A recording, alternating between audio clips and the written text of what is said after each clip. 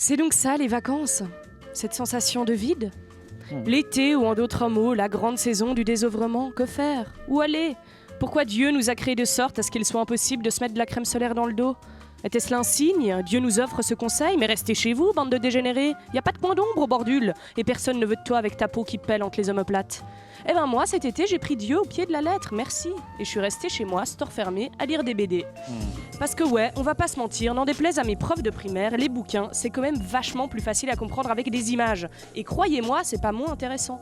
Et pour cause, me voilà ravie de pouvoir enfin déverser sur vous tout ce savoir inutile. Aujourd'hui, je vais vous parler de Junk Food, une de mes lectures de l'été préférées.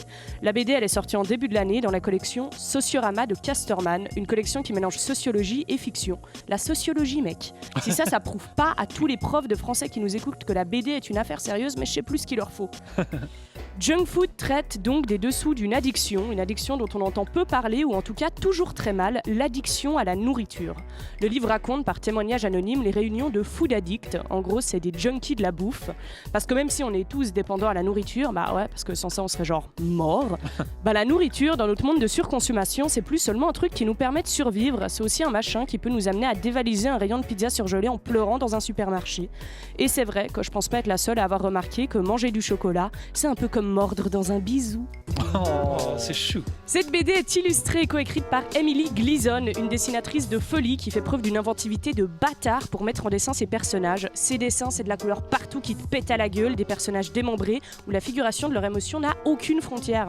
On peut voir par exemple un chien formé de gras te suivre partout comme Satan, ou encore des personnages se transformer littéralement en flaques. En gros, à la manière des cartoons, tout est amplifié au max, mais c'est surtout fait avec un sens du détail impressionnant. Genre moi, je pense qu'il m'a fallu 3 ou 4 lectures pour voir toutes les facettes d'une seule page. Mais ce qu'il faut surtout dire, c'est que c'est tellement drôle. Puis réussir à parler d'un truc aussi dur avec autant de sincérité et d'émotion que d'humour, eh ben chapeau madame. Le livre en soi raconte l'histoire de Zazou, la petite nouvelle arrivée aux réunions des food addicts qui au début prend tout le monde pour des maboules mais qui progressivement se laisse porter par leurs témoignages. Parce que cette BD, au-delà du fait de parler de l'addiction, elle montre aussi à quel point le soutien mutuel de personnes qui vivent la même chose est une renaissance. Bah ouais, faut pas oublier que le meilleur moyen de retrouver ses clés, c'est de vider son sac. Les témoignages sont bouleversants. C'est par exemple Bambi qui découvre à 16 ans que les amphétamines et la coke sont des coupes-fins. Yago qui peut binger de la nourriture jusqu'à avoir des douleurs de ventre extrêmes et faire un triathlon pour compenser, ou Zazou justement, qui pense que la balance est le pire instrument de torture jamais créé par l'homme, bien pire que ceux par exemple de Périos, un grec qui a quand même fait brûler des hommes enfermés dans un ventre de bof.